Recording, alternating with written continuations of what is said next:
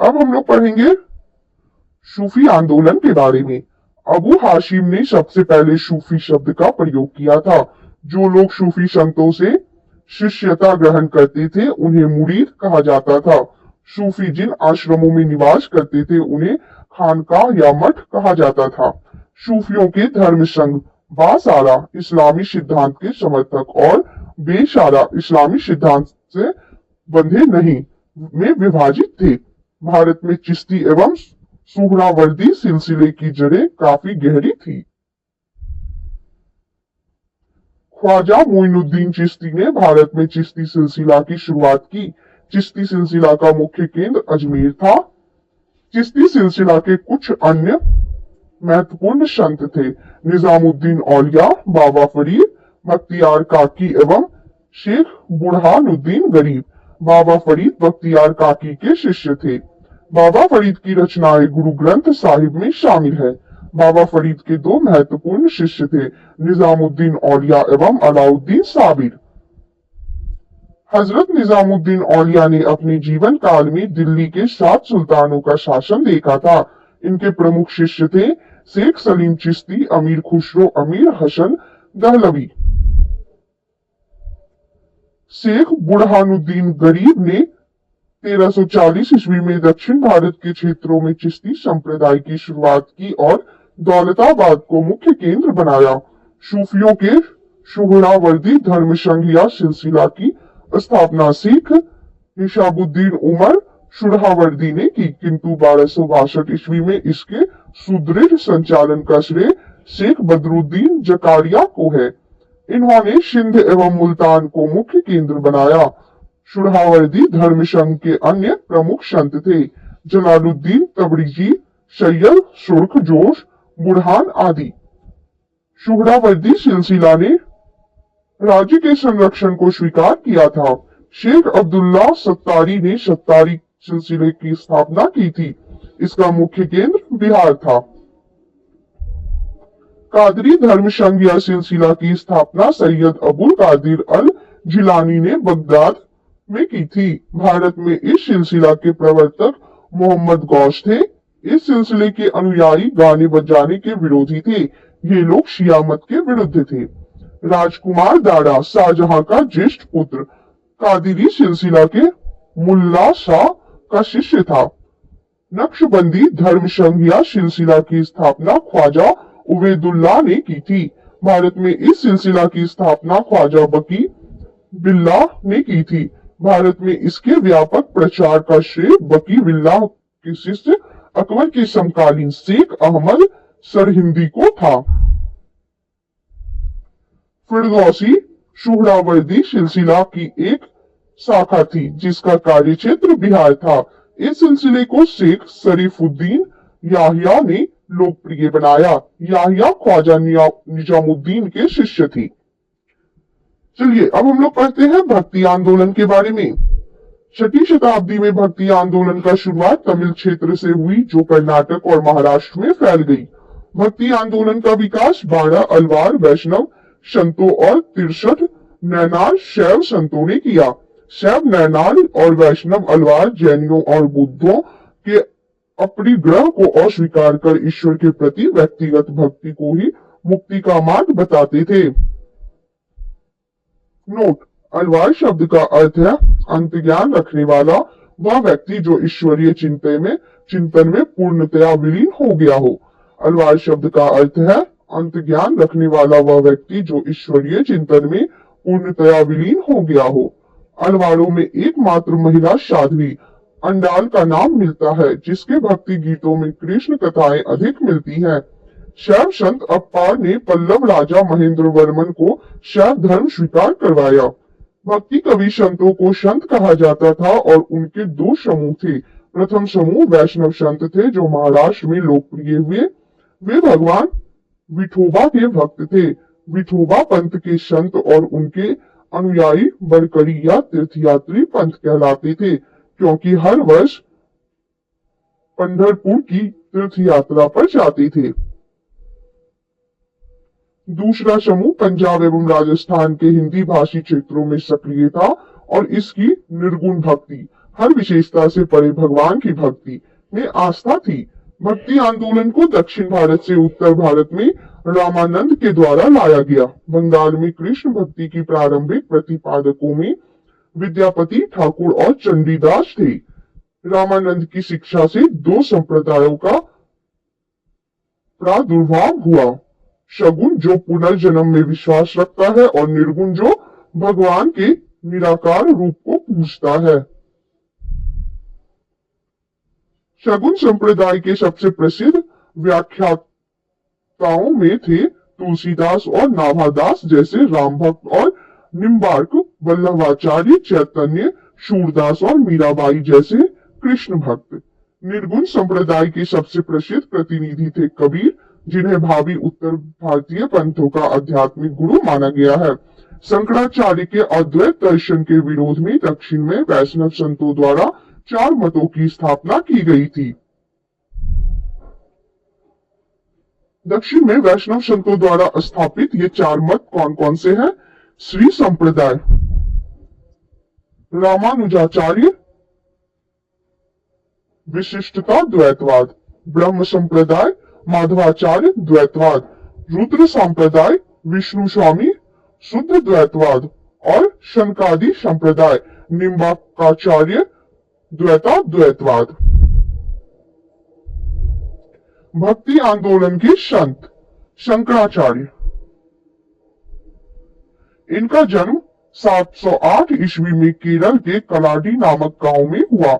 इनके पिता का नाम शिव गुरु एवं माता का नाम आर्यम्बा था। सन्यास की दीक्षा उन्होंने गोविंद योगी से ली। उन्होंने भारत के 4 कोनों में पीठों की स्थापना की। दक्षिण में श्रृंगेरी, चिकमंगलुरु कर्नाटक में शारदा पीठ, पूर्व में पुरी ओडिशा में गोवर्धन पीठ, उत्तर में बद्रीनाथ चमोली उत्तराखंड में ज्योतिष पीठ तथा पश्चिम में द्वारका जामनगर गुजरात में शारदा पीठ, कालिका पीठ। चारों पीठों में सबसे पहले श्रृंगेरी पीठ की स्थापना हुई थी।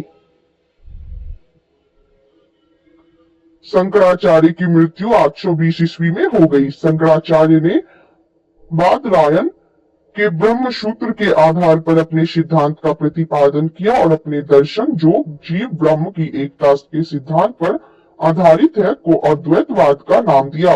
यद्यपि शंकराचार्य शैव धर्म के अनुयायी थे, तथापि उन्होंने पंचायतन पूजा का निरूपण किया, जिसमें शिव, विष्णु, शक्ति, सूर्य एवं गणेश की पूजा का विधान था।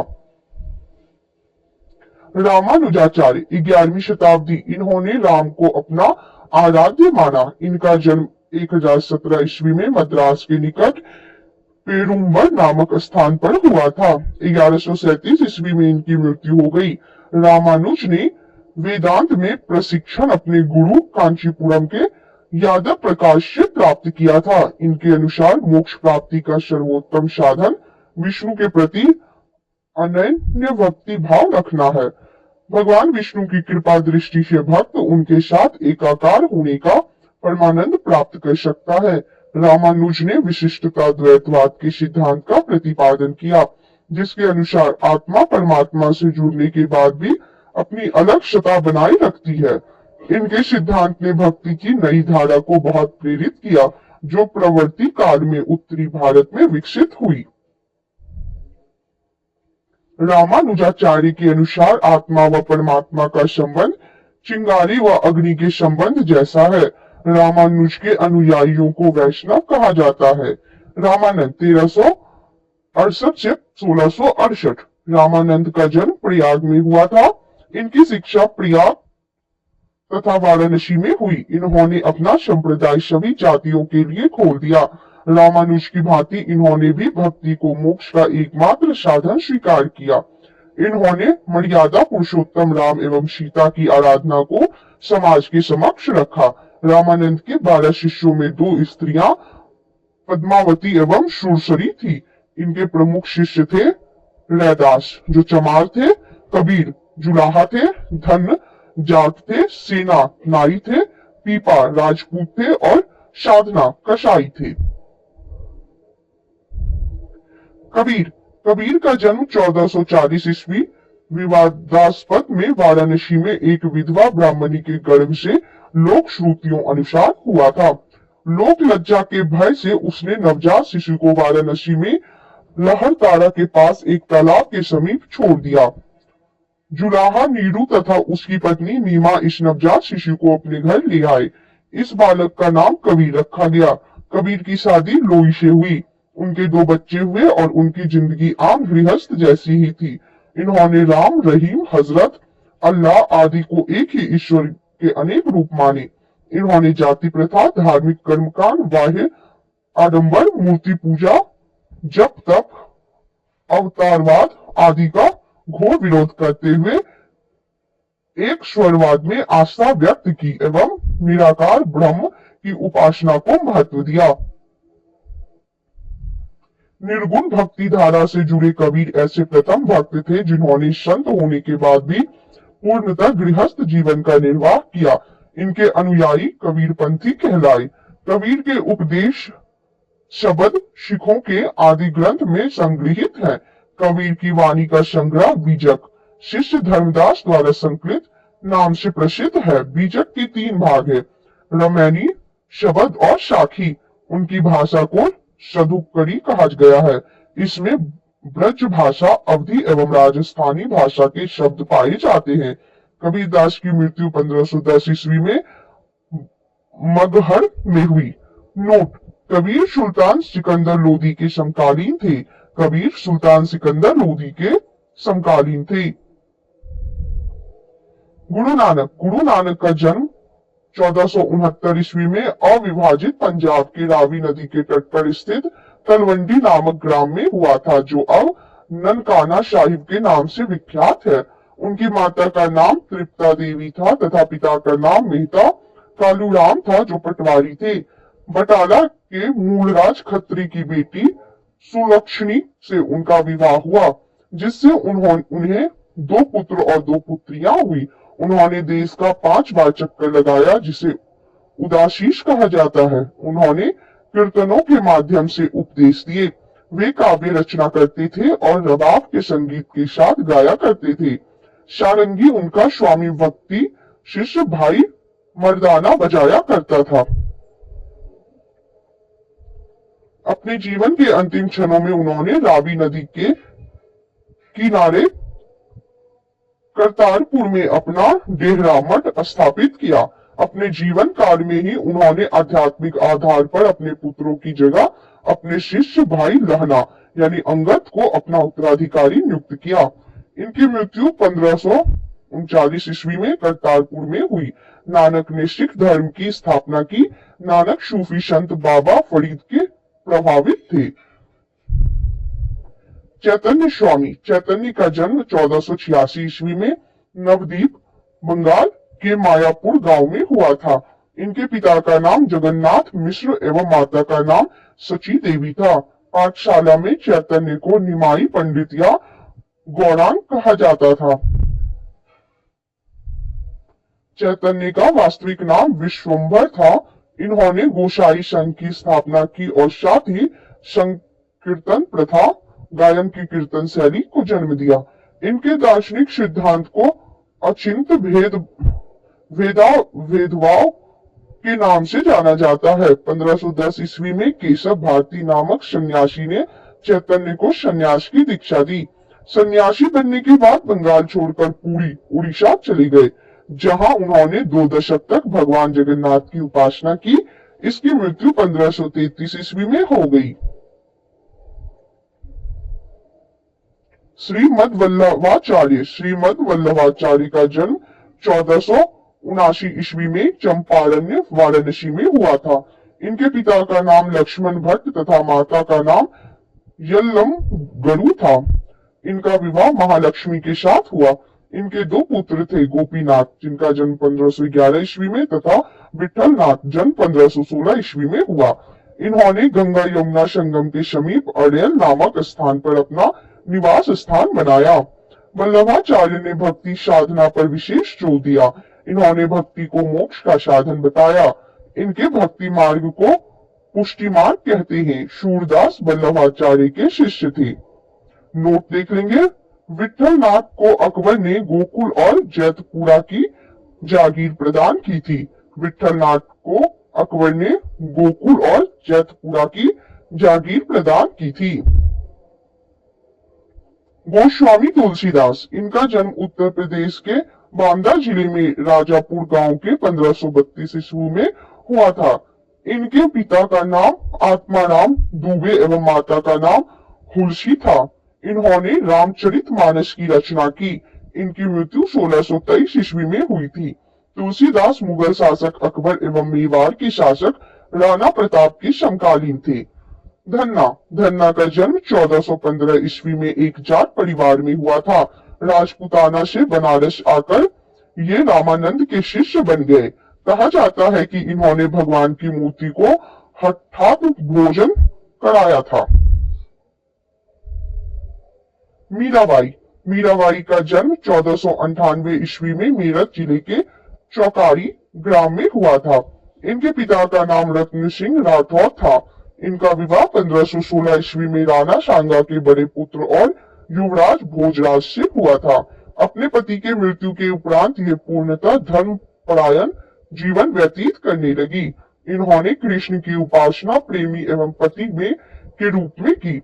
इनके भक्ति गीत मुख्यतः ब्रज भाषा और आंशिक रूप से राजस्थानी में लिखे गए हैं तथा इनकी कुछ कविताएं राजस्थानी में भी है। इनकी मृत्यु 1546 ईस्वी में द्वारका में हो गई। रौदास, ये जाति के चमार थे और बनारस के रहने वाले थे। ये रामानंद के 12 शिष्यों में से एक थे। इनके पिता का नाम रघु तथा माता का नाम घुड़बीनिया था। ये जूता बनाकर जीविकोपार्जन करते थे। इन्होंने रायदासी संप्रदाय की स्थापना की। दादू दयाल, ये कबीर के अनुयायी थे। इनका जन्म 1544 ईस्वी में अहमदाबाद में हुआ था। इनका संबंध धुनिया जाति से था। सांभर में आकर इन्होंने ब्रह्म संप्रदाय की स्थापना की। अकबर ने धार्मिक चर्चा के लिए इन्हें एक बार फतेहपुर सिकरी बुलाया था। इन्होंने नीपक नामक आंदोलन की शुरुआत की। इनकी मृत्यु 1603 ईस्वी में हो गई। सुंदरदास 1596 से 1689 ईस्वी तक दादू के शिष्य थे। शंकरदेव 1449 से 1569 ईस्वी, इन्होंने भक्ति आंदोलन का प्रचार प्रसार असम में किया। ये चैतन्य के समकालीन थे। इनका संदेश विष्णु या उनके अवतार कृष्ण के प्रति पूर्ण निष्काम भक्ति पर केंद्रित था। ये अकेले कृष्ण मार्गी वैष्णव संत थे जो मूर्ति के रूप में कृष्ण की पूजा के विरोधी थे।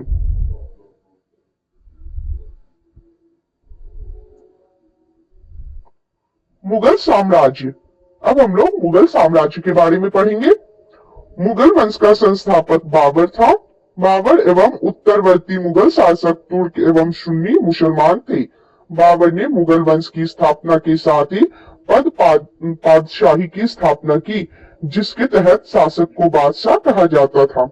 बाबर 1526 से 1530 ईस्वी, बाबर का जन्म फरवरी 1483 ईस्वी में हुआ था। इसके पिता उमर शेख मिर्जा फरगाना नामक छोटे राज्य के शासक थे। बाबर फरगाना की गद्दी पर 8 जून 1494 ईस्वी में बैठा। बाबर ने 1507 ईस्वी में बादशाह की उपाधि धारण की, जिसे अब तक किसी तैमूर शासक ने धारण नहीं की थी। बाबर के 4 पुत्र थे, हुमायूं, कामरान, अस्करी तथा हिंदाल।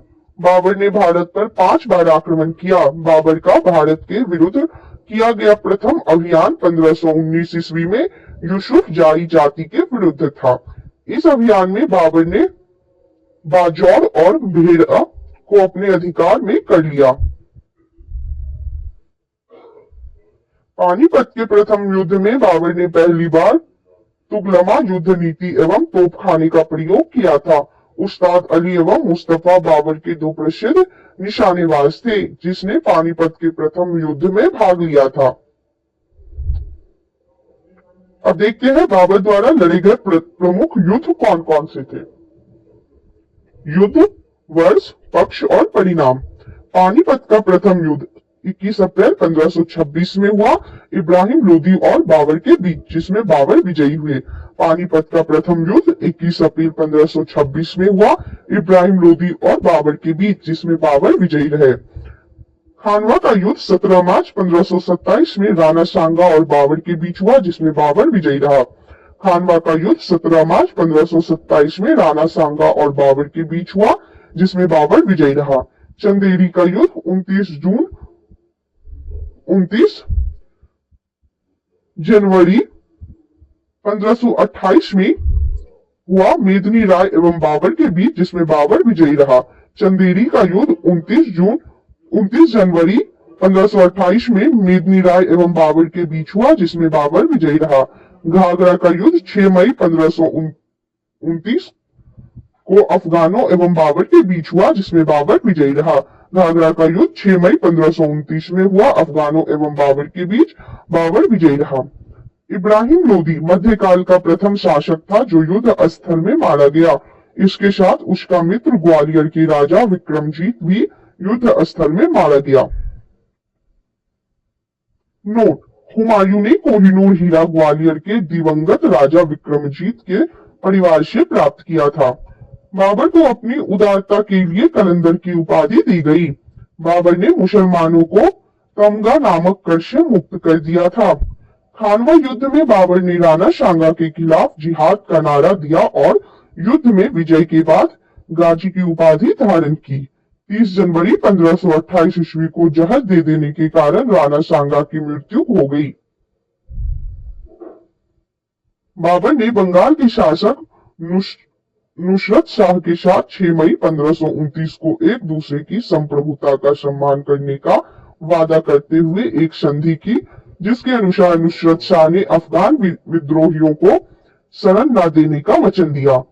करीब 48 वर्ष की आयु में 26 दिसंबर 1530 ईस्वी को आगरा में बाबर की मृत्यु हो गई। प्रारंभ में बाबर के शव को आगरा के आराम बाग में दफनाया गया, बाद में काबुल में उसके द्वारा चुने गए स्थान पर दफनाया गया। बाबर की मातृभाषा तुर्की थी, लेकिन वह अरबी और फारसी का भी अच्छा ज्ञाता था। बाबर ने अपनी आत्मकथा बाबरनामा तुर्की में की रचना की, जिसका अनुवाद बाद में फारसी भाषा में अब्दुल रहीम खान खाना ने किया।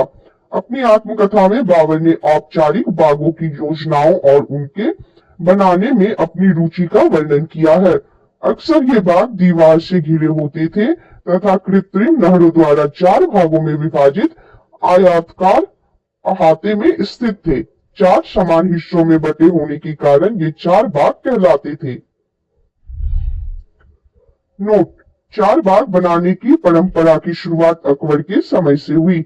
4 बाग बनाने की परंपरा की शुरुआत अकबर के समय से हुई। बाबर को मुवैयान नामक पद शैली का भी जन्मदाता माना जाता है। बाबर प्रसिद्ध नक्शबंदी सूफी ख्वाजा अवैदुल्ला अहरार का अनुयायी था। बाबर का उत्तराधिकारी हुमायूं हुआ। हुमायूं 1530 से 1556 ईस्वी। नसीरुद्दीन हुमायूं 29 दिसंबर 1530 ईस्वी को आगरा में 23 वर्ष की अवस्था में सिंहासन पर बैठा। गद्दी पर बैठने से पहले हुमायूं बदख्शां का सूबेदार था। अपने पिता के निर्देश के अनुसार हुमायूं ने अपने राज्य का बंटवारा अपने भाइयों में कर दिया। इसने कामरान को काबुल और कंधार, मिर्जा अस्करी को संभल, मिर्जा हिंदाल को अलवर व मेवाड़ की जागीरें दी। अपने चचेरे भाई सुलेमान मिर्जा को हुमायूं ने बदख्शां प्रदेश दिया। 1533 ईस्वी में हुमायूं ने दीन पनाह नामक नए नगर की स्थापना की थी। चौसा का युद्ध 25 जून 1539 ईस्वी में शेर खान एवं हुमायूं के बीच हुआ। इस युद्ध में शेर खान विजयी रहा। इसी युद्ध के बाद शेर खान ने शेरशाह की पदवी ग्रहण कर ली। बिलग्राम या कन्नौज युद्ध 17 मई 1540 ईस्वी में शेर खान एवं हुमायूं के बीच हुआ। इस युद्ध में भी हुमायूं पराजित हुआ। शेर खान ने आसानी से आगरा एवं दिल्ली पर कब्जा कर लिया। बिलग्राम युद्ध के बाद हुमायूं सिंध चला गया, जहां उसने 15 वर्षों तक घुमक्कड़ों जैसा निर्वासित जीवन व्यतीत किया। निर्वासन के समय हुमायूं ने हिंदाल के आध्यात्मिक गुरु फारसवासी शिया मीर बाबा दोस्त उर्फ मीर अली अकबर जामी की पुत्री हमीदा बानो बेगम से 29 अगस्त 1541 ईस्वी को निकाह कर लिया। कालांतर में हमीदा से ही अकबर जैसे महान सम्राट का जन्म हुआ। 1555 ईस्वी में हुमायूं ने पंजाब के शूरी शासक सिकंदर को पराजित कर पुनः दिल्ली की गद्दी पर बैठा। हुमायूं द्वारा लड़े गए 4 प्रमुख युद्धों का क्रम है देवरा 1531 ईस्वी में, चौसा 1539 ईस्वी में, बिलग्राम 1540 में एवं सरहिंद का युद्ध 1555 ईस्वी में। 1 जनवरी 1556 ईस्वी को दीन पनाह भवन में स्थित पुस्तकालय शेर मंडल की सीढ़ियों से गिरने के कारण हुमायूं की मृत्यु हो गई। हुमायूं के बारे में इतिहासकार लेनपुल ने कहा कि हुमायूं गिरते पड़ते इस जीवन से मुक्त हो गया, ठीक उसी तरह जिस तरह तमाम जिंदगी वह गिरते पड़ते चलता रहा था। हुमायूं नामा की रचना गुलबदन बेगम ने की थी। हुमायूं ज्योतिष में विश्वास करता था, इसलिए इसने सप्ताह के 7 दिन 7 रंग के कपड़े पहनने का नियम बनाए। शेरशाह 1540 से 1545 ईस्वी। शूर साम्राज्य का संस्थापक अफगान वंशीय शेरशाह सूरी था। डॉक्टर के आर कानूनगो के अनुसार हरियाणा प्रांत के नारनौल महेंद्रगढ़ स्थान पर इब्राहिम के पुत्र हसन के घर वर्ष 1486 में शेरशाह का जन्म हुआ था। परमात्मा शरण का विचार है कि शेरशाह का जन्म वर्ष 1472 ईस्वी में हुआ था। इनके बचपन का नाम फरीद खान था। यह सूर वंश से संबंधित था। इनके पिता हसन खान जौनपुर राज्य के अंतर्गत सासाराम के जमींदार थे। फरीद ने एक शेर को तलवार के एक ही वार से मार दिया था। उसकी यह इस बहादुरी से प्रसन्न होकर बिहार के अफगान शासक सुल्तान मोहम्मद बहार खान लोहानी ने उसे शेर खान की उपाधि प्रदान की। शेरशाह विलग्राम युद्ध 1540 ईस्वी में के बाद दिल्ली की गद्दी पर बैठा। शेरशाह की मृत्यु कालिंजर के किले को जीतने के क्रम में 22 मई 1545 ईस्वी को हो गई। मृत्यु के समय वह उक्का नाम का आग्नेयास्त्र चला रहा था। कालिंजर का शासक कीरत सिंह था। हिंद तथा ईरानी वास्तुकला के समन्वय का प्रथम उदाहरण है शेरशाह का मकबरा, जिसे सासाराम में झील के बीच ऊंचे टीले पर निर्मित किया गया है। रोहतासगढ़ किला किला एक कुहना दिल्ली नामक मस्जिद का निर्माण शेरशाह के द्वारा किया गया था। शेरशाह ने रोहतासगढ़ के दुर्ग एवं कन्नौज के स्थान पर शेरशुर नामक नगर बसाया। शेरशाह का उत्तराधिकारी उसका पुत्र इस्लाम शाह था। शेरशाह ने भूमि की माप के लिए 32 अंक वाला सिकंदरी गज एवं सन की डंडी का प्रयोग किया। शेरशाह के समय पैदावार का लगभग 1/3 भाग सरकार लगान के रूप में वसूल करती थी। शेरशाह ने सोने के सिक्के अशरफ, चांदी का रुपया 178 ग्रेन तथा तांबे का दाम 380 ग्रेन नामक सिक्के चलाए। चांदी का रुपया सर्वप्रथम शेरशाह ने जारी किया। चांदी के रुपए तांबे के दाम का विनिमय अनुपात 1:64 का था। शेरशाह के समय तांबे के अन्य सिक्के थे अधूरा, पावला, दमड़ी एवं जीतल। कबूलियत एवं पट्टा प्रथा की शुरुआत शेरशाह ने की। शेरशाह ने 1541 ईस्वी में पाटलिपुत्र को पटना के नाम से पुनः स्थापित किया। इसने ग्रैंड ट्रंक रोड की मरम्मत करवाई। डाक प्रथा का प्रचलन शेरशाह के द्वारा ही किया गया। मलिक मोहम्मद जायसी शेरशाह के समकालीन थे।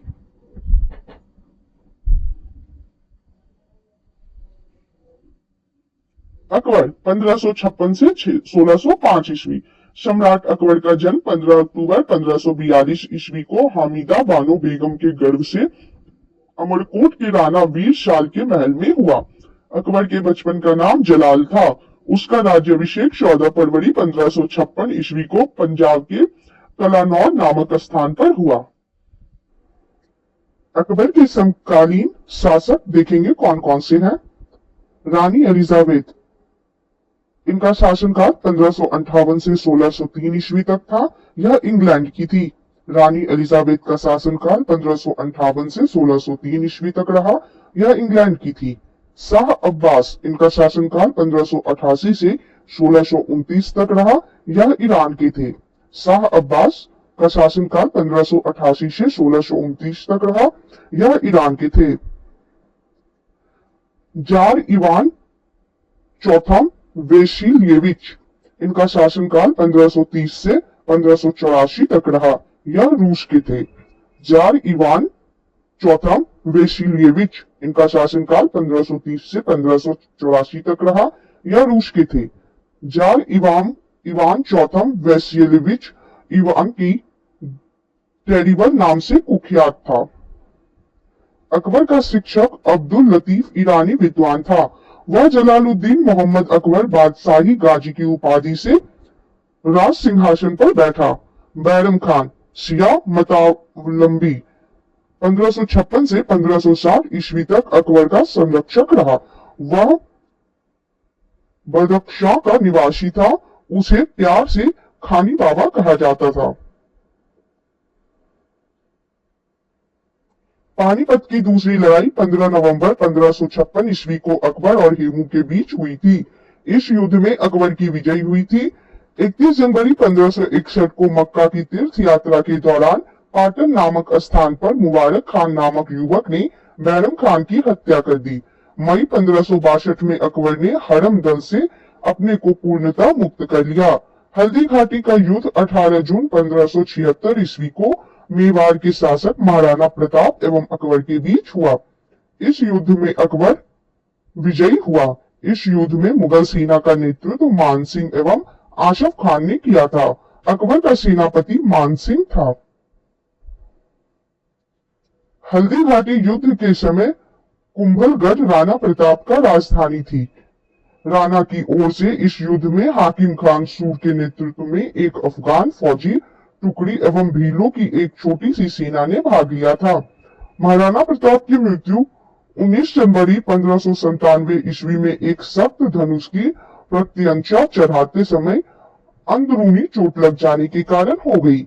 हल्दी घाटी के युद्ध के बाद राणा प्रताप ने डूंगरपुर के निकट चावड़ में नई राजधानी बनाई। महाराणा प्रताप के घोड़े का नाम चेतक एवं हाथी का नाम राम प्रसाद था। दीन ए इलाही धर्म का प्रधान पुरोहित अकबर था। दीन ए इलाही धर्म स्वीकार करने वाला प्रथम एवं अंतिम हिंदू शासक राजा बीरबल था।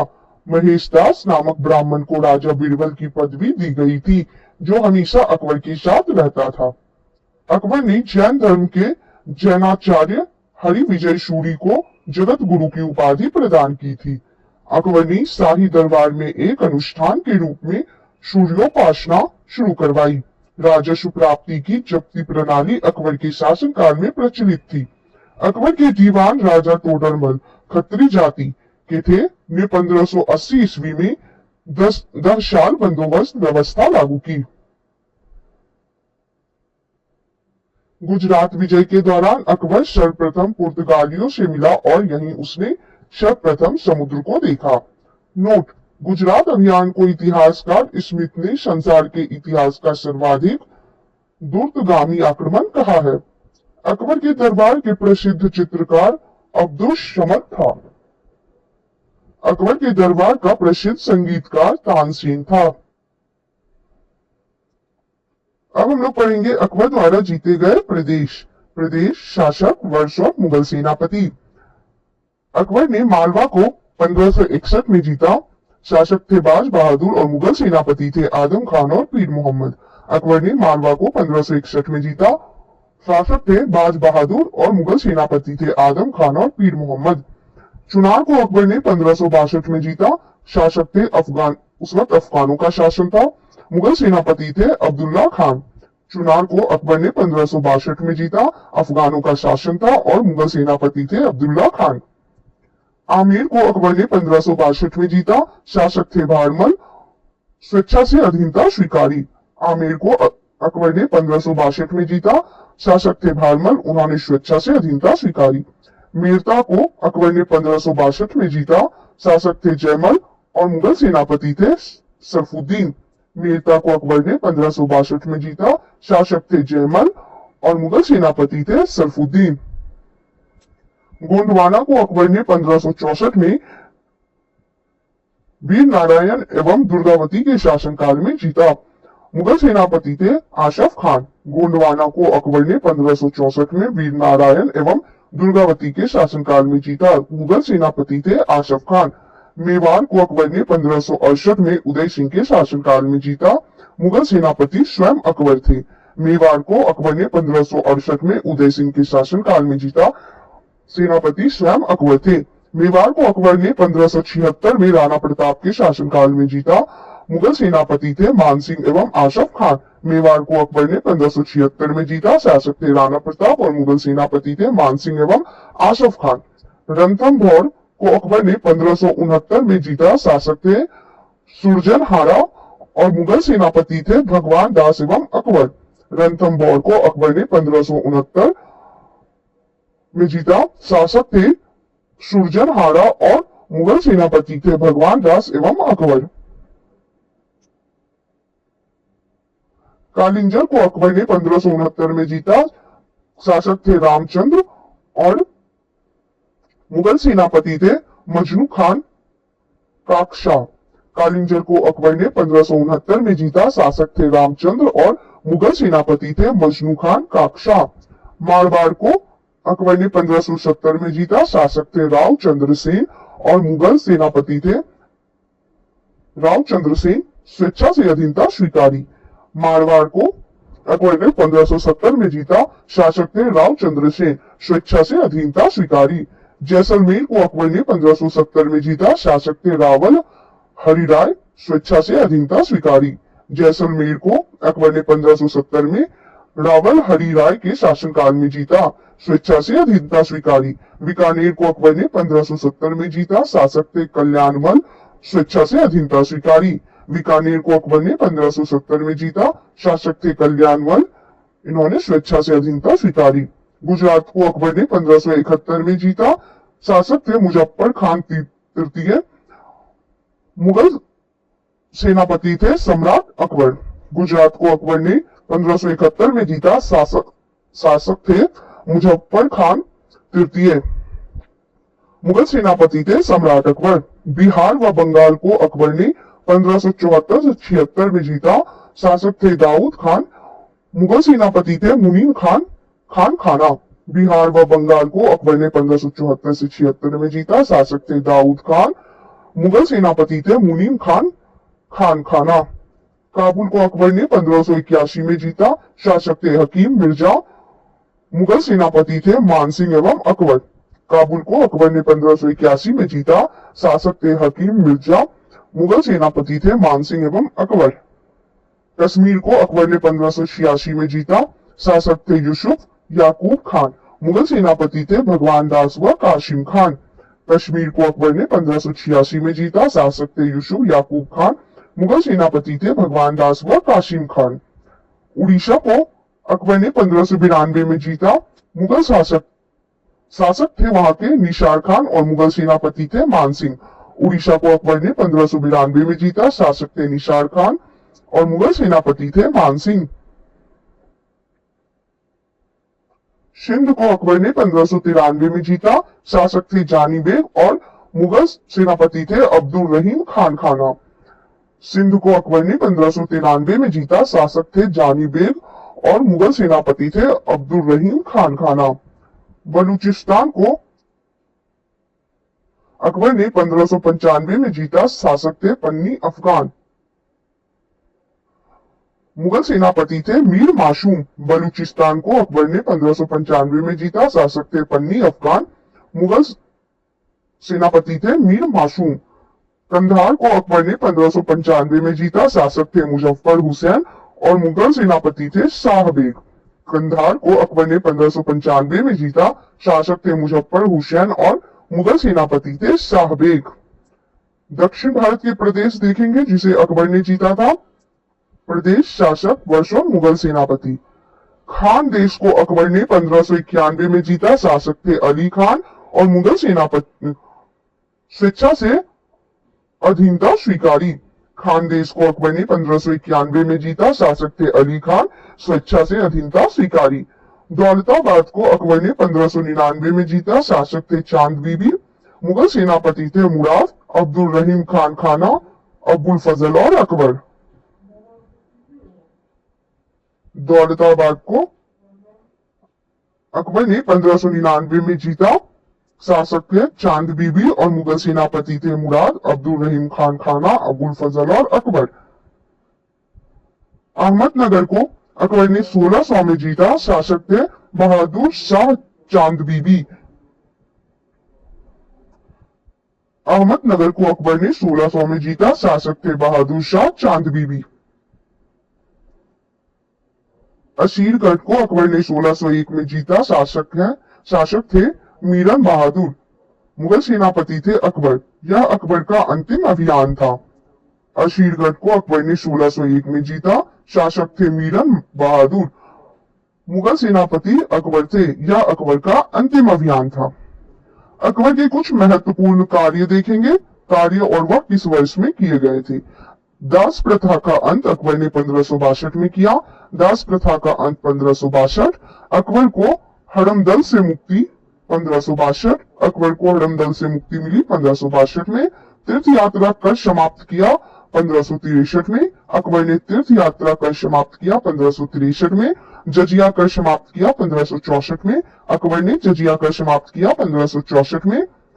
फतेहपुर सिकरी की स्थापना एवं राजधानी का आगरा से फतेहपुर सिकरी स्थानांतरण किया 1571 में। अकबर ने फतेहपुर सिकरी की स्थापना एवं राजधानी का आगरा से फतेहपुर सिकरी स्थानांतरण किया 1571 में। अकबर ने इबादत खाने की स्थापना की 1575 में। अकबर ने इबादत खाने की स्थापना की 1575 में। इबादत खाने में सभी धर्मों के लोगों के प्रवेश की अनुमति 1578 में। अकबर ने इबादत खाने में सभी धर्मों के लोगों के प्रवेश की अनुमति दी 1578 में। अकबर ने मजहर की घोषणा की 1579 में। अकबर ने मजहर की घोषणा की 1579 में। दीन ए इलाही की स्थापना की 1582 में। दीन ए इलाही की स्थापना की 1582 में। इलाही संवत की शुरुआत की 1583 में। अकबर ने इलाही संवत की शुरुआत की 1583 में और राजधानी लाहौर स्थानांतरित किया 1585 में। अकबर ने राजधानी लाहौर स्थानांतरित किया 1585 में। दशवंत एवं वशावन अकबर के दरबार के चित्रकारी थे। अकबर के शासन काल के प्रमुख गायक तानसेन, बाज बहादुर, बाबा रामदास एवं बैजू बावड़ा थे। संगीत सम्राट तानसेन का जन्म 1506 ईस्वी में ग्वालियर में एक ब्राह्मण परिवार में हुआ था। इनका असली नाम रामतनु पांडे था। वह ध्रुपद गायन शैली का महान संगीतकार था। इनकी प्रमुख कृतियां थी मियाँ की टोड़ी, मियाँ का मल्हार, मियाँ का शारंग, दरबारी कान्हड़ा आदि। कंठाभरण वाणी विलास की उपाधि अकबर ने तानसेन को दी थी। तानसेन अकबर के दरबार में आने से पूर्व रीवा के राजा रामचंद्र के राजाश्रय में थे। अकबर के काल में स्वामी हरिदास भी एक महान संगीतज्ञ थे। वे वृंदावन में रहकर भगवान की उपासना करते थे। एक मत के अनुसार हरिदास तानसेन के गुरु थे, जबकि कुछ विद्वान हरिदास एवं तानसेन दोनों को मानसिंह तोमर का शिष्य बतलाते हैं।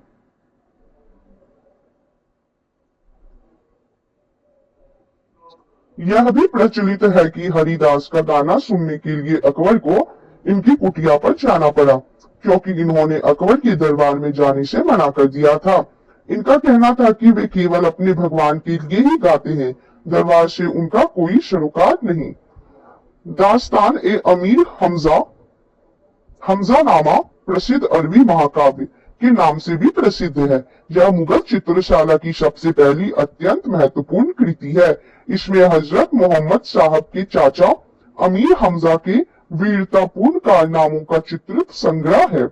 इस पांडुलिपि का चित्रण मीर सैयद अली पर्यवेक्षक और अब्दुस्समद के नेतृत्व में ग्वालियर, गुजरात, लाहौर, कश्मीर तथा मालवा आदि से बुलाए गए लगभग 100 चित्रकारों के एक समूह ने किया। हमजानामा को चित्रित करने का कार्य हुमायूं के काल में प्रारंभ हुआ और अकबर के काल में पूर्ण हुआ। इस कार्य को पूरा करने में 15 वर्ष लगे। इसे अंतिम रूप से चित्रित करने का कार्य अब्दुल सम्मद ने किया। इसके चित्र को चित्रपट कहा गया। अकबर की शासन प्रणाली की प्रमुख विशेषता मनसबदारी प्रथा थी। अकबर के समकालीन प्रसिद्ध सूफी संत शेख सलीम चिश्ती थे। अकबर की मृत्यु 16 अक्टूबर 1605 ईस्वी को हुई। इसे आगरा के निकट सिकंदरा में दफनाया गया। स्थापत्य कला के क्षेत्र में अकबर की महत्वपूर्ण कृतियां हैं। दिल्ली में हुमायूं का मकबरा, आगरा का लाल किला, फतेहपुर सिकरी में शाही महल, दीवाने खास, पंचमहल, बुलंद दरवाजा, जोधाबाई का महल, इबादत खाना, इलाहाबाद का किला और लाहौर का किला। अकबर के दरबार को सुशोभित करने वाले नौरत्न थे अबुल फजल 1551 से 1602, फैजी 1547 से 1595, तानसेन बिरबल 1528 से 1583, टोडरमल, राजा मानसिंह, अब्दुल रहीम खाने खाना, फकीर अजीउद्दीन, मुल्ला दो प्याजा। अबुल फजल का बड़ा भाई फैजी अकबर के दरबार में राजकवि के पद पर आसीन था। अबुल फजल ने अकबरनामा ग्रंथ की रचना की। वह दीन इलाही धर्म का मुख्य पुरोहित था। अकबर ने भगवान दास आमेर के राजा भारमल के पुत्र को अमीर उल उमरा की उपाधि दी।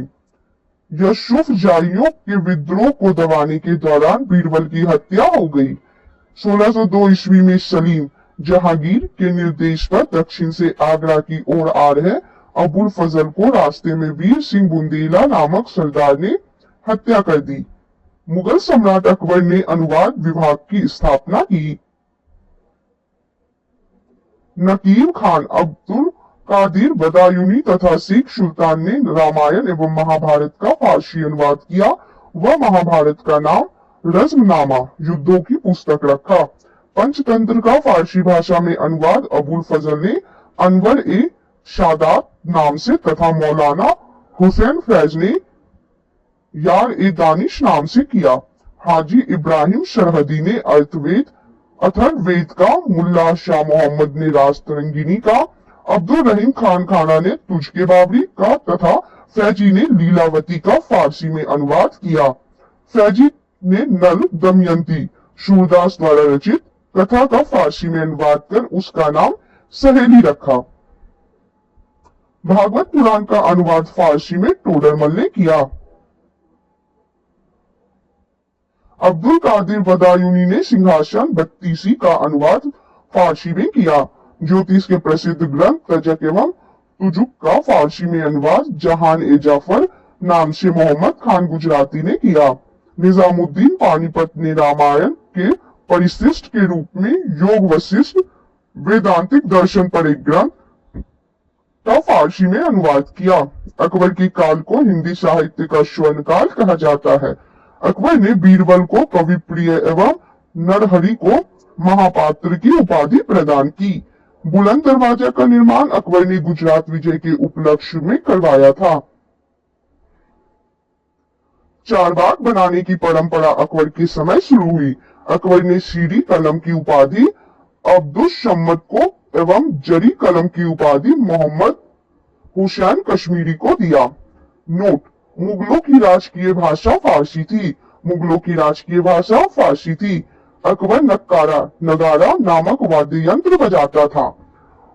मुगल मुद्रा व्यवस्था की सुव्यवस्थित रूप प्रदान करने का श्रेय अकबर को प्राप्त है। उसके एक सिक्के पर कलमे की जगह अल्लाह अकबर जल्ले जलालहू तथा दूसरी ओर टकसाल का नाम अंकित था। उसके चांदी के एक अन्य सिक्के के एक भाग में धनुर्धारी राम और राम के पीछे सीता की प्रतिमाएं अंकित है और ऊपर रामशिम शब्द अंकित है। अकबर ने अशीरगढ़ के विजय की स्मृति में अपने सिक्कों पर बाज की आकृति अंकित करवाई। चलिए अब देखते हैं जहांगीर के बारे में। 1605 से 1627 तक अकबर का उत्तराधिकारी सलीम हुआ, जो 24 अक्टूबर 1605 को नूरुद्दीन मोहम्मद जहांगीर बादशाही गाजी की उपाधि धारण कर गद्दी पर बैठा। जहांगीर का जन्म 30 अगस्त 1569 में हुआ था। अकबर ने अपने पुत्र का नाम सलीम सूफी संत शेख सलीम चिश्ती के नाम पर रखा। जहांगीर को न्याय का जंजीर के लिए याद किया जाता है। यह जंजीर सोने की बनी थी जो आगरा के किले के शाह बुर्ज एवं यमुना तट पर स्थित पत्थर के खंभे में लगवाई गई थी।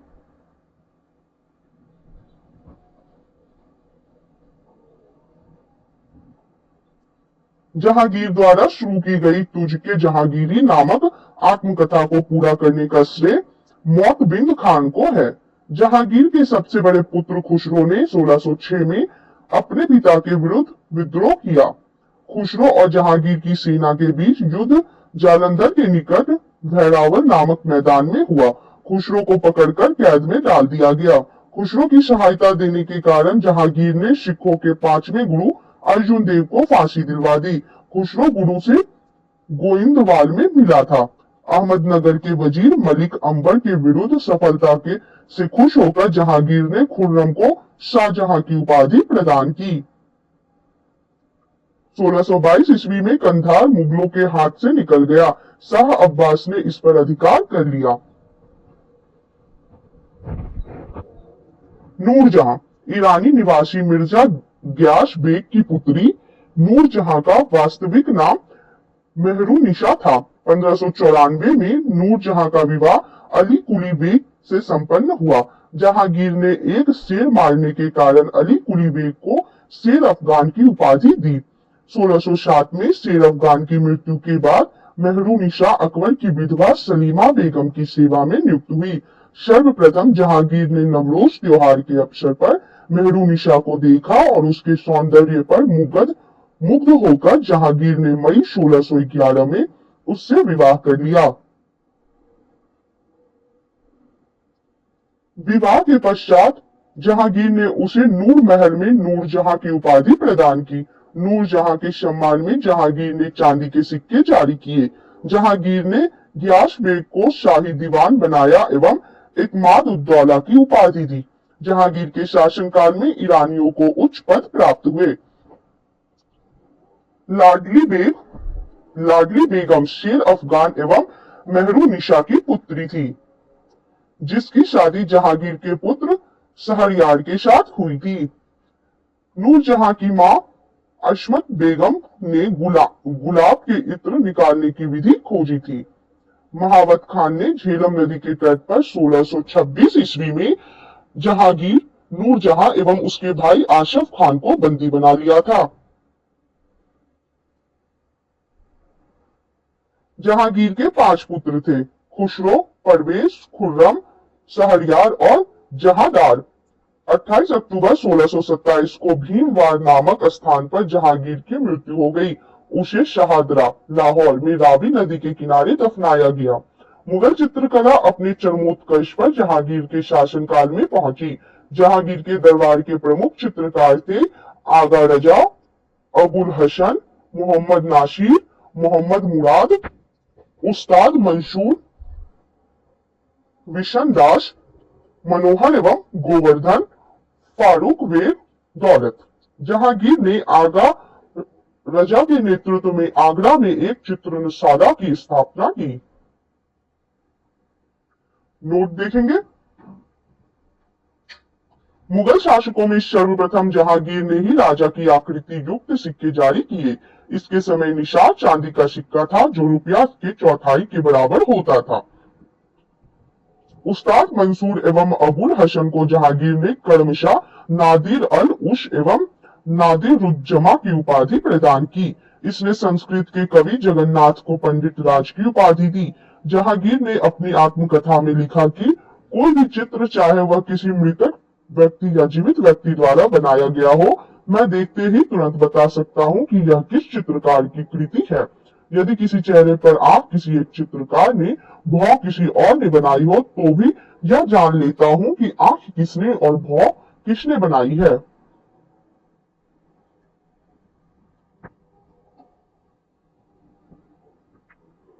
जहांगीर के समय को चित्रकला का स्वर्ण काल कहा जाता है। इत्माद उद्दौला का मकबरा 1626 ईस्वी में नूरजहां बेगम ने बनवाया। मुगल कालीन वास्तुकला के अंतर्गत निर्मित यह प्रथम ऐसी इमारत है जो पूर्ण रूप से बेदाग सफेद संगमरमर से निर्मित है। सर्वप्रथम इसी इमारत में पितरादूरा नामक जड़ाऊ काम किया गया। अशोक के कौशाम्बी स्तंभ वर्तमान में प्रयाग है और समुद्रगुप्त की प्रयाग प्रशस्ति तथा जहांगीर का लेख उत्कीर्ण है। जहांगीर के मकबरा का निर्माण नूरजहां ने करवाया था। जहांगीर के शासनकाल में कैप्टन हॉकिंस, प्रथम अंग्रेज, sir Thomas Roe, William Finch एवं एडवर्ड टेरी जैसे यूरोपीय यात्री आए थे।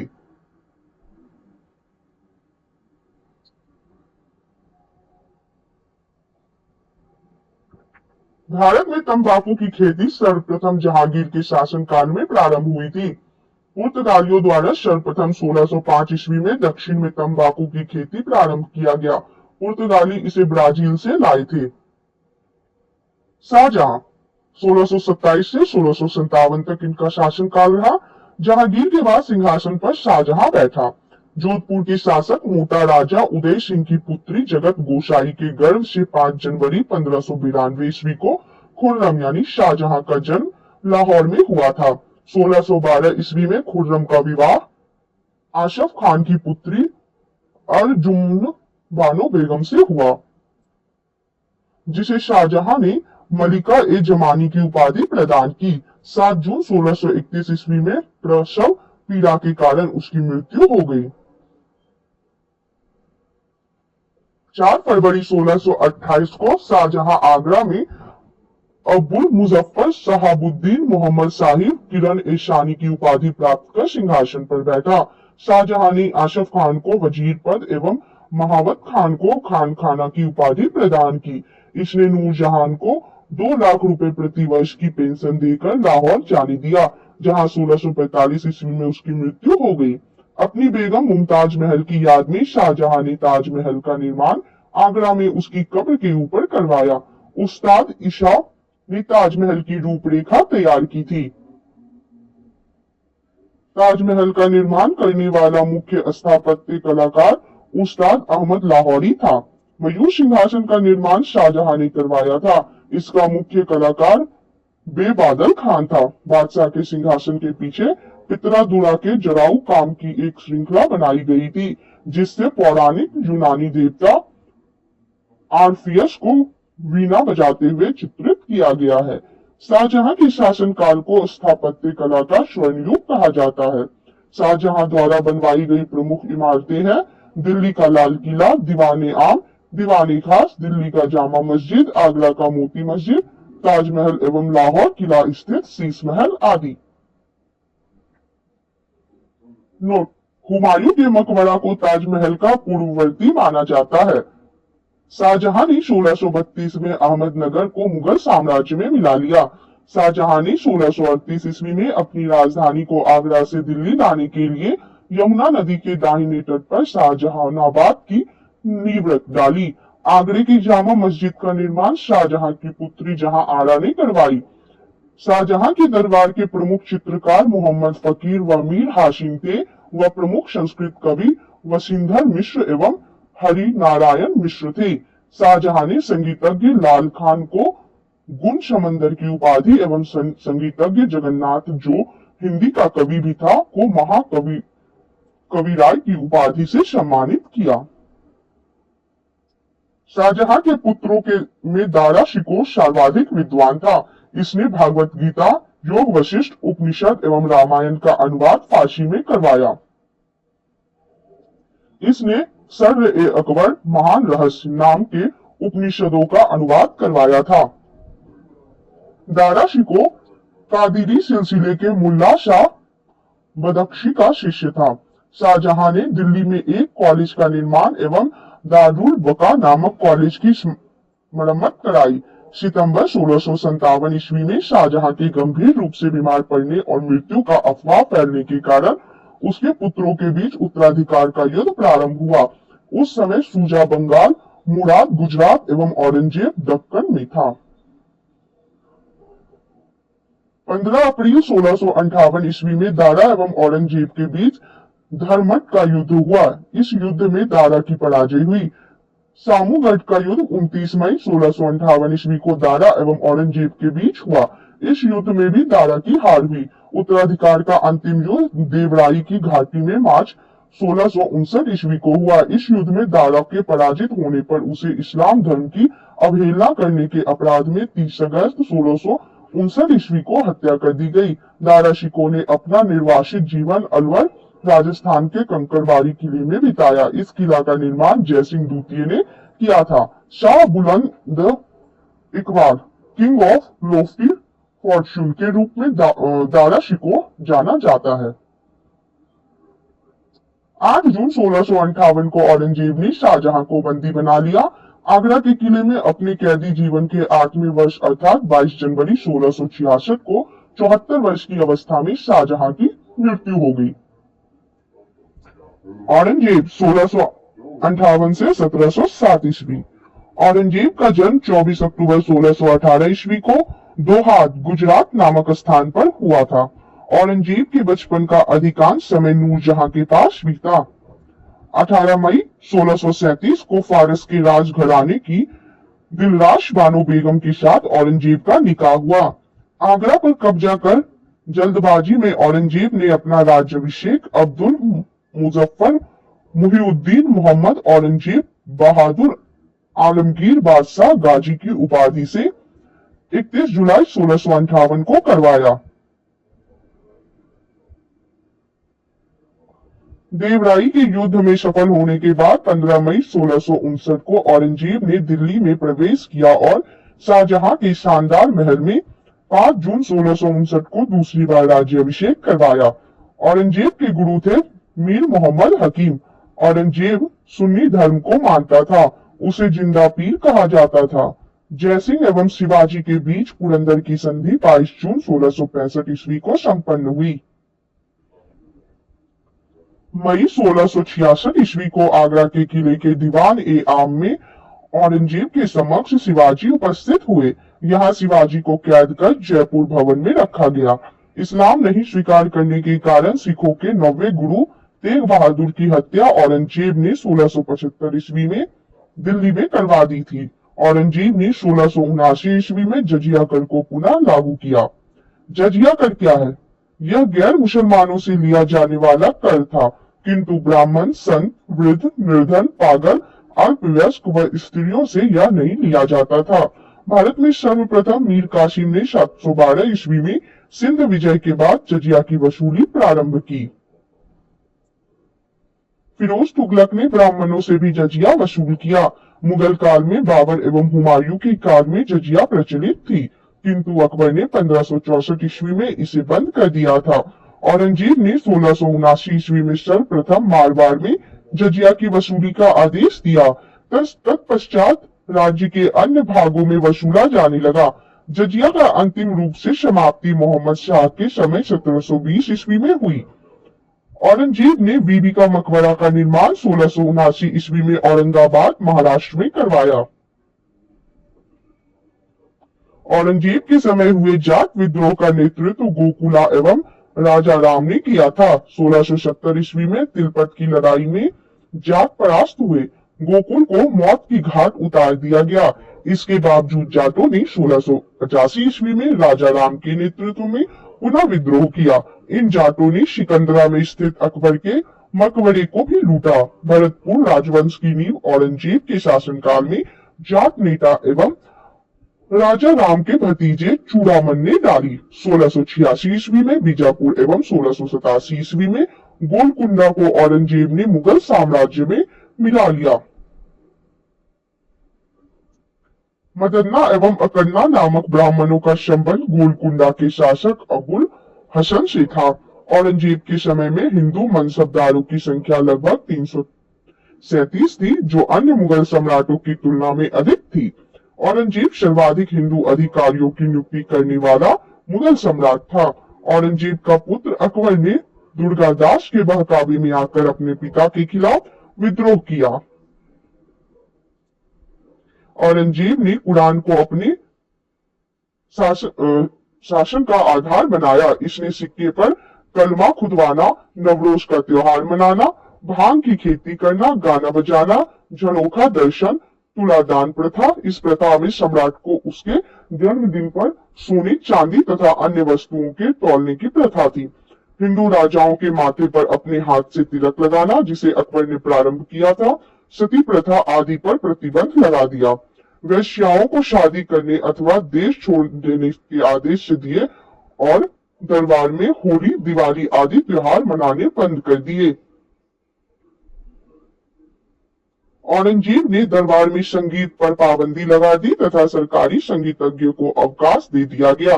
भारतीय शास्त्रीय संगीत पर फारसी में सबसे अधिक पुस्तकें औरंगजेब के ही शासनकाल में लिखी गई। औरंगजेब स्वयं बीना बजाने में दक्ष था। औरंगजेब ने 1665 ईस्वी में हिंदू मंदिरों को तोड़ने का आदेश दिया। इसके शासनकाल में तोड़े गए प्रमुख मंदिरों में पाटन का सोमनाथ का मंदिर, बनारस का विश्वनाथ मंदिर एवं वीर सिंह देव द्वारा जहांगीर काल में मथुरा में निर्मित केशव देव राय मंदिर थे। औरंगजेब की मृत्यु 20 फरवरी 1707 ईस्वी को हुई। इसे खुलदाबाद, जो अब रोजा कहलाता है, में दफनाया गया। औरंगजेब के समय शुबों की संख्या 20 थी। औरंगजेब दारुल हर्ब, काफिरों का देश, को दारुल इस्लाम, इस्लाम का देश में परिवर्तित करने को अपना महत्वपूर्ण लक्ष्य मानता था। नोट: औरंगजेब के शासनकाल में मुगल सेना में सर्वाधिक हिंदू सेनापति थे। औरंगजेब के शासनकाल में मुगल सेना में सर्वाधिक हिंदू सेनापति थे। फ्रांसीसी यात्री फ्रांकोइस बर्नियर औरंगजेब के चिकित्सक थे। चलिए अब पढ़ते हैं मुगल शासन व्यवस्था के बारे में।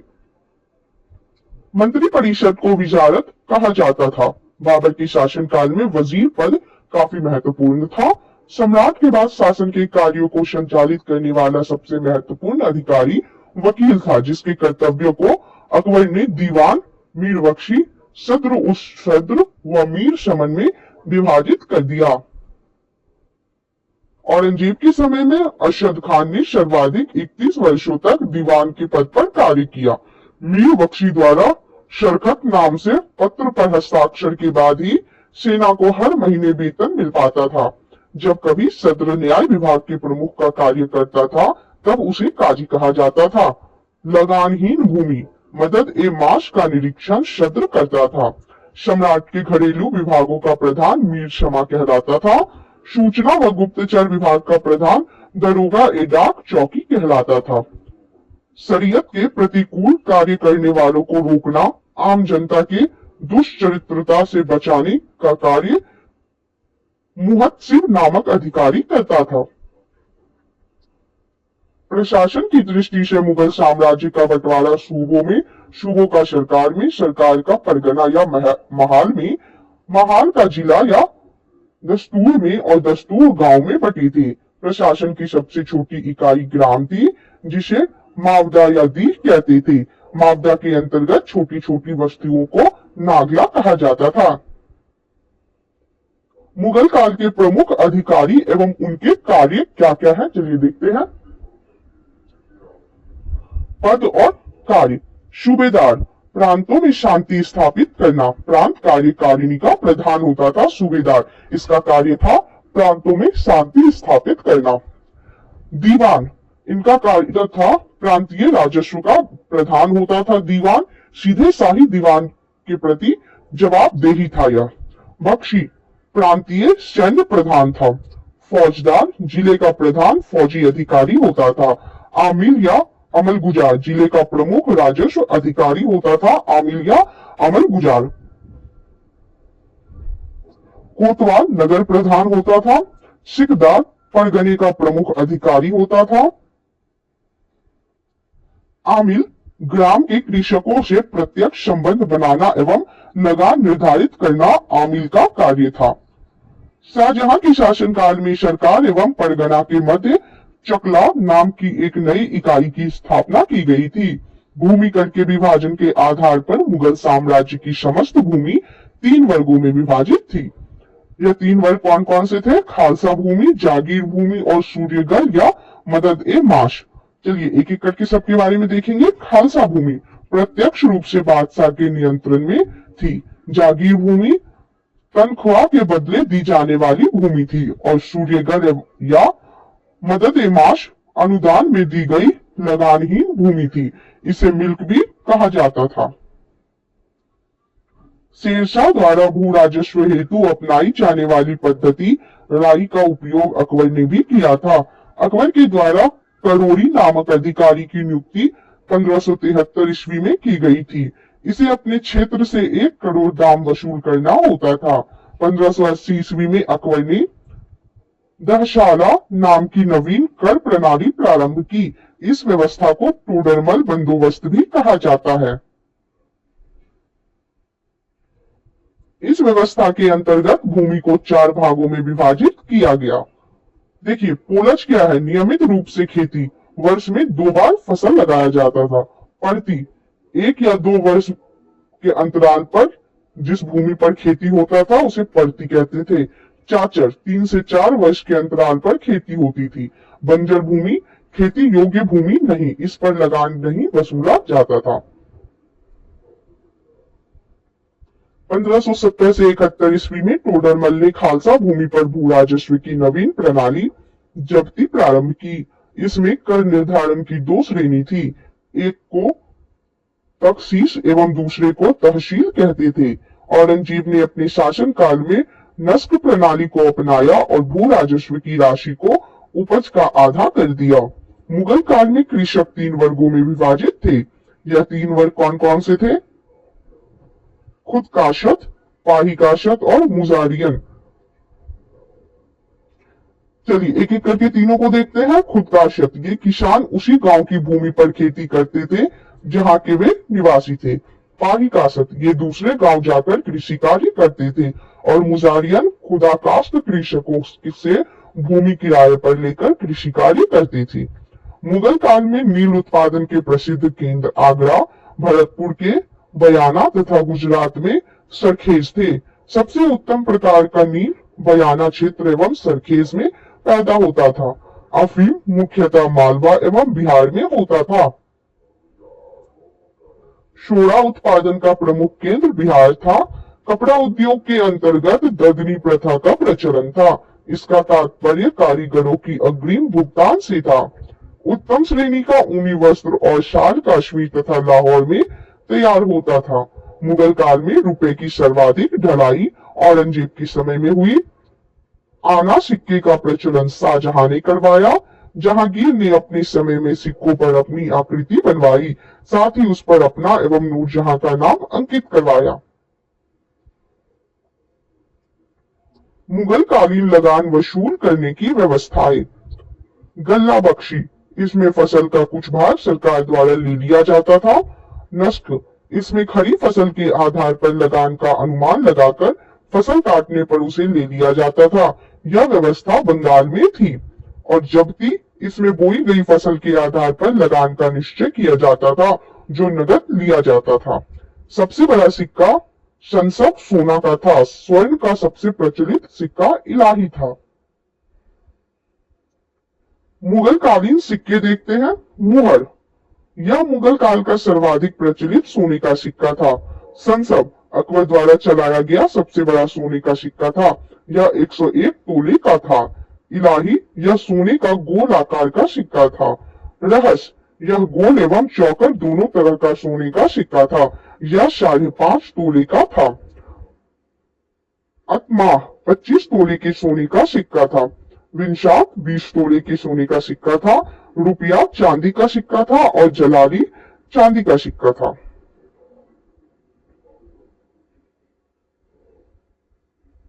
दरब, चरण, चंदन, दह, कल व शुकी सभी चांदी के सिक्के थे। मुगल कालीन अर्थव्यवस्था का आधार चांदी का रुपया था। दैनिक लेन देन के लिए तांबे के दाम का प्रयोग होता था। 1 रुपए में 40 दाम होते थे। मुगल सेना 4 भागों में विभक्त थी। पहला पैदल सेना, दूसरा घुड़सवार सेना, तीसरा तोपखाना और चौथा हाथी सेना। मुगल कालीन सैन्य व्यवस्था पूर्णतः मनसबदारी प्रथा पर आधारित थी। इसे अकबर ने प्रारंभ किया था। 10 से 500 तक मनसब प्राप्त करने वाले मनसबदार, 500 से 2500 तक मनसब प्राप्त करने वाले उमरा एवं 2500 से ऊपर तक मनसब प्राप्त करने वाले अमीर ए आजम कहलाते थे। जात से व्यक्ति के वेतन एवं प्रतिष्ठा का ज्ञान होता था। सवार पद से घुड़सवार दोस्तों की संख्या का ज्ञान होता था। नोट: अकबर के शासनकाल में 29 ऐसे मनसबदार थे जो 5000 जात की पदवी के थे। औरंगजेब के शासनकाल तक ऐसे मनसबदारों की संख्या 79 थी। जहांगीर ने सवार पद में 2 अशफा एवं 6 अशफा की व्यवस्था की। सर्वप्रथम यह पद महावत खान को दिया गया। मनसबदारों के अलावा खुद मुगल शहंशाह भी फूटकर घुड़सवार रखते थे, जिन्हें आहदी कहा जाता था। आहदियों को भद्र घुड़सवार कहा गया है और उनके वेतन दूसरे घुड़सवारों से काफी ज्यादा होते थे। ये बहुत ही विश्वस्त सैन्य दल के सदस्य होते थे।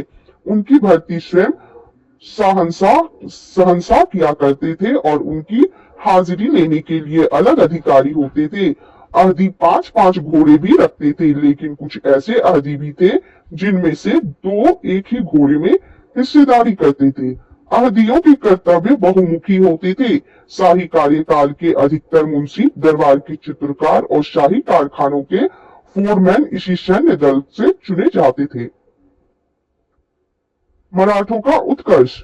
मराठा साम्राज्य का संस्थापक शिवाजी थे। शिवाजी का जन्म 6 अप्रैल 1627 में शिवनेर दुर्ग, जुन्नर के समीप में हुआ था। शिवाजी के पिता का नाम शाहजी भोसले एवं माता का नाम जीजाबाई था। शाहजी भोसले की दूसरी पत्नी का नाम तुकाबाई मोहिते था। शिवाजी के गुरु कोंडदेव थे। आध्यात्मिक क्षेत्र में शिवाजी के आचरण पर गुरु रामदास का काफी प्रभाव था। शिवाजी का विवाह साईबाई निम्बालकर से 1640 ईस्वी में हुआ। शाहजी ने शिवाजी को पूना की जागीर प्रदान कर स्वयं बीजापुर रियासत में नौकरी कर ली। अपने सैन्य अभियान के अंतर्गत 1644 ईस्वी में शिवाजी ने सर्वप्रथम बीजापुर के तोरण नामक पहाड़ी किले पर अधिकार किया। 1656 ईस्वी में शिवाजी ने रायगढ़ को अपनी राजधानी बनाया। शिवाजी को राजा की उपाधि औरंगजेब ने दी थी। बीजापुर के सुल्तान ने अपने योग्य सेनापति अफजल खान को सितंबर 1659 ईस्वी में शिवाजी को पराजित करने के लिए भेजा। शिवाजी ने 10 नवंबर 1659 को अफजल खान की हत्या कर दी। शिवाजी ने सूरत को 1664 ईस्वी एवं 1670 ईस्वी में लूटा। पुरंदर की संधि 1665 ईस्वी में महाराजा जयसिंह एवं शिवाजी के मध्य संपन्न हुई। 1672 ईस्वी में शिवाजी ने पन्हाला दुर्ग को बीजापुर से छीना। 5 जून 1674 ईस्वी को शिवाजी ने रायगढ़ में वाराणसी काशी के प्रसिद्ध विद्वान श्री गंगा भट्ट द्वारा अपना राज्याभिषेक करवाया। मूल रूप से गंगा भट्ट महाराष्ट्र का एक सम्मानित ब्राह्मण था जो लंबे समय से वाराणसी में रह रहा था। शिवाजी का औरंगजेब ने मई 1666 में जयपुर भवन में कैद कर लिया, जहां से वे 16 अगस्त 1666 में भाग निकले। मात्र 53 वर्ष की आयु में 3 अप्रैल 1680 को शिवाजी की मृत्यु हो गई। शिवाजी के मंत्रिमंडल को अष्टप्रधान कहा जाता था। अष्टप्रधान में पेशवा का पद सर्वाधिक महत्वपूर्ण एवं सम्मान का होता था। शिवाजी ने दरबार में मराठी को भाषा के रूप में प्रयोग किया। शिवाजी की सेना 3 महत्वपूर्ण भागों में विभक्त थी: पागा सेना, सिलहदार और पैदल। पागा सेना नियमित घुड़सवार सैनिक को कहते थे, सिलहदार अस्थायी घुड़सवार सैनिक को कहते थे और पैदल सेना को। शिवाजी को तोपें अंग्रेजों ने प्रदान की थी। मराठा राज्य के अंतर्गत 2 प्रकार के क्षेत्र होते थे, स्वराज और मगुतई। स्वराज जो क्षेत्र प्रत्यक्षता मराठों के नियंत्रण में थे, उन्हें स्वराज क्षेत्र कहा जाता था। मुक्तई मुल्क एक कदीम, यह वह क्षेत्र था जिसमें वे चौथ एवं सरदेश मुखी वसूल करते थे। नोट: चौथ एवं सरदेश मुखी स्वराज से नहीं लिए जाते थे, बल्कि उन जगहों के लिए जाते थे जहां मुगल या दक्कनी राजाओं का शासन था। चौथ भू राजस्व का 1/4 था, जो मराठों से उस क्षेत्र पर आक्रमण नहीं करने के लिए दिया जाता था। सरदेश मुखी 10% का अधिभार था जो उस क्षेत्र से लिया जाता था जो मुगलों के अधीन था, पर मराठा उस पर दावा करते थे। The gazetteer of India 522 p 334 335 कुछ अन्य स्रोतों में शिवाजी का जन्म 19 फरवरी 1630 में बताया गया है।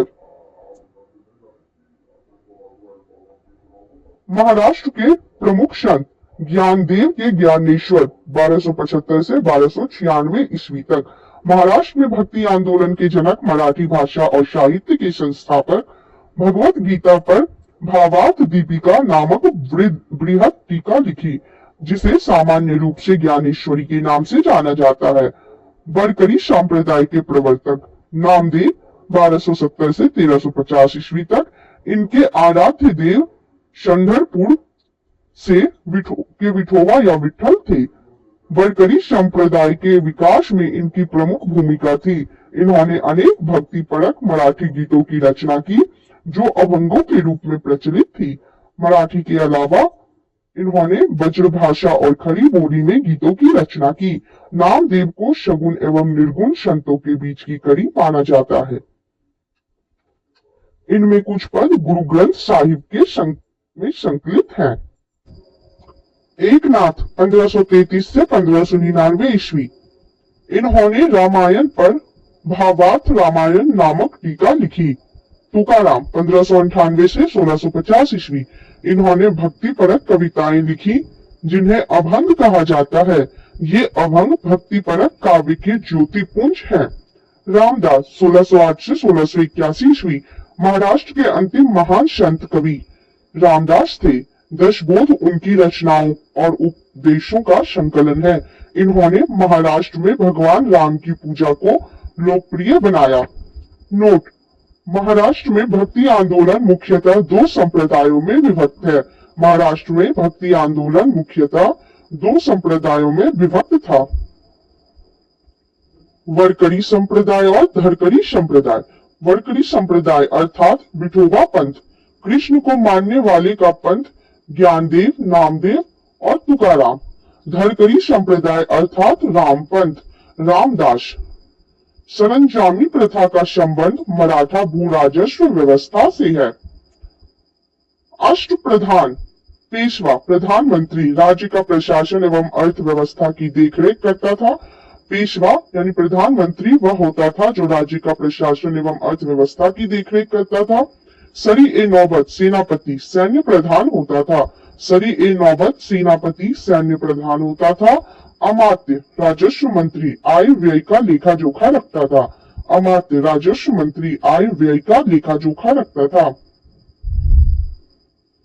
वाक्यान्वेष सूचना, गुप्तचर एवं संधि विग्रह के विभागों का अध्यक्ष होता था।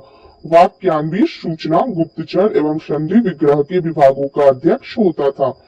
चिटनीस राजकीय पत्रों को पढ़कर उसकी भाषा शैली को देखना।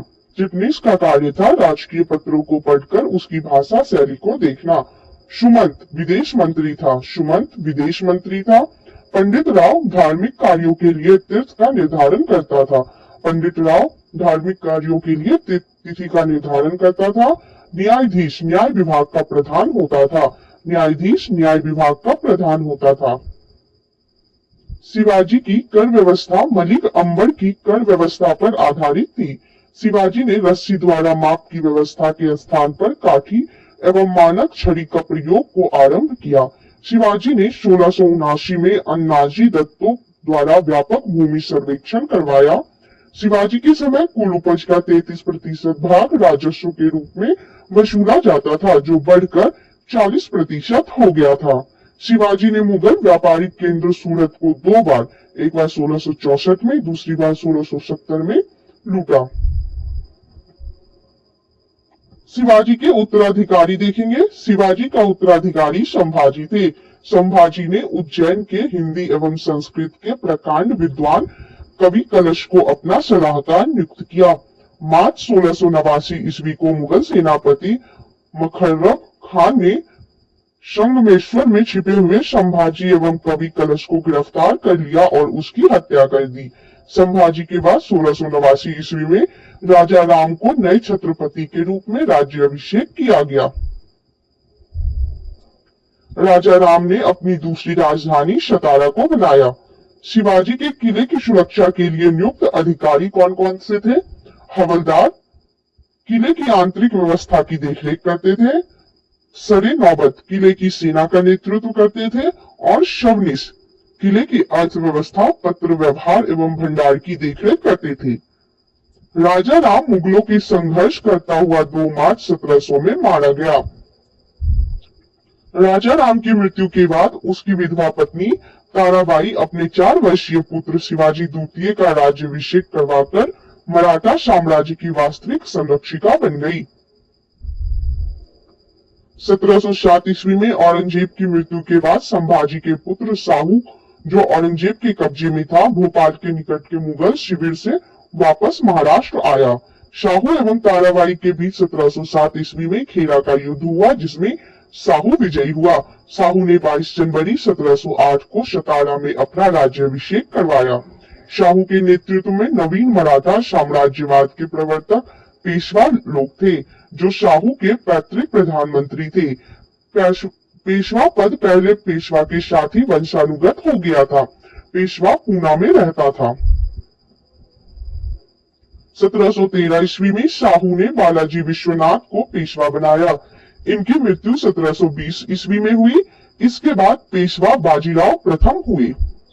पेशवा बाजीराव प्रथम ने मुगल साम्राज्य की कमजोर हो रही स्थिति का फायदा उठाने के लिए शाहू को उत्साहित करते हुए कहा कि आओ तुम इस पुराने वृक्ष के खोखले तने पर प्रहार करें, शाखाएं तो स्वयं गिर जाएगी, हमें प्रयत्नों से मराठा पताका कृष्णा नदी के अटक तक फहराने लगेगी। उत्तर में शाहू ने कहा, निश्चित रूप से ही आप इसे हिमालय के पार गाड़ देंगे, निसंदेह आप योग्य पिता के योग्य पुत्र हैं। पालखेरा का युद्ध 7 मार्च 1728 ईस्वी को बाजीराव प्रथम एवं निजामुल मुल्क के बीच हुआ, जिसमें निजाम की हार हुई। निजाम के साथ मुंगी शिवागांव की संधि हुई। अंग्रेज मराठा संघर्ष के अंतर्गत होने वाली मुख्य संधियां कौन कौन सी है देखेंगे। संधियां और वह किस वर्ष में हुई। सूरत की संधि 1775 में हुई। सूरत की संधि 1775 में हुई। पुरंदर की संधि 1776 में हुई। पुरंदर की संधि 1776 में हुई। बड़गांव की संधि 1779 में हुई। बड़गांव की संधि 1779 में हुई। सालाबाई की संधि 1782 में हुई। सालाबाई की संधि 1782 में हुई। बसीन की संधि 1802 में हुई। बसीन की संधि 1802 में हुई। देवगांव की संधि 1803 में हुई। देवगांव की संधि 1803 में हुई। सुरजी अर्जुन गांव की संधि 1803 में हुई। सुरजी अर्जुन गांव की संधि 1803 में हुई। राजापुर घाट की संधि 1804 में हुई। राजापुर घाट की संधि 1804 में हुई। नागपुर की संधि 1816 में हुई। नागपुर की संधि 1816 में हुई। ग्वालियर की संधि 1817 में हुई। ग्वालियर की संधि 1817 में हुई।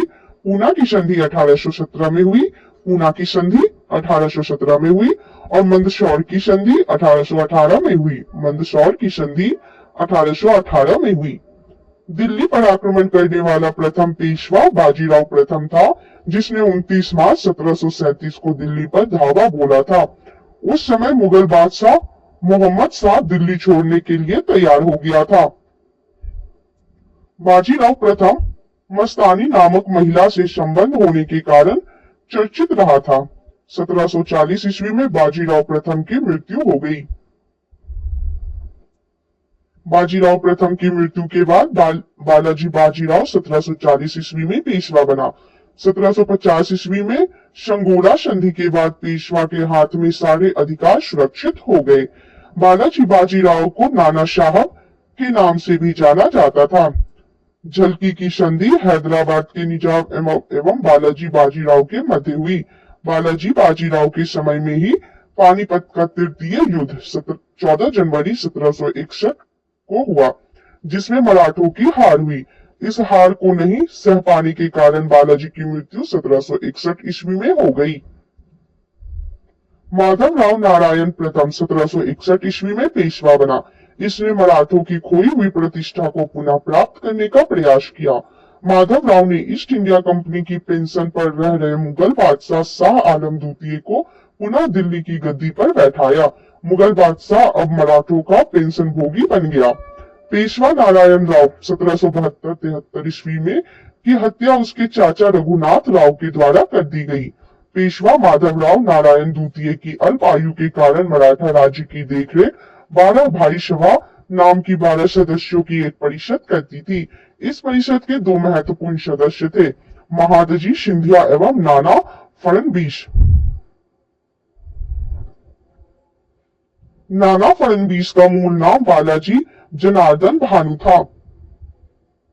अंग्रेज जेम्स ग्रांट डफ ने इन्हें मराठों का मैकियावेली कहा था। अंतिम पेशवा राघोवा का पुत्र बाजीराव द्वितीय था, जो अंग्रेजों की सहायता से पेशवा बना था। मराठों के पतन में सर्वाधिक योगदान इसी का था। यह सहायक संधि स्वीकार करने वाला प्रथम मराठा सरदार था। 1776 ईस्वी में पुरंदर की संधि हुई। इसके तहत कंपनी ने रघुनाथ राव के समर्थन को वापस ले लिया। प्रथम आंग्ल मराठा युद्ध प्रथम युद्ध 1782 ईस्वी में शालवाई संधि के साथ खत्म हुआ। द्वितीय आंग्ल मराठा युद्ध 1803 से 5 ईस्वी में हुआ। इसमें भोसले ने अंग्रेजों को चुनौती दी। इसके फलस्वरूप 7 सितंबर 1803 ईस्वी को देवगांव की संधि हुई। तृतीय आंग्ल मराठा युद्ध 1817 से 19 ईस्वी में हुआ। इस युद्ध के बाद मराठा शक्ति और पेशवा के वंशानुगत पद को समाप्त कर दिया गया। पेशवा बाजीराव द्वितीय ने कोरेगांव एवं अष्टी के युद्ध में हारने के बाद फरवरी 1818 में मेलकम के सम्मुखम आत्मसमर्पण कर दिया। अंग्रेजों ने पेशवा के पद को समाप्त कर बाजीराव द्वितीय को पुणे से हटाकर कानपुर के निकट विठुल में पेंशन पर जीने के लिए भेज दिया, जहां 1853 ईस्वी में इसकी मृत्यु हो गई।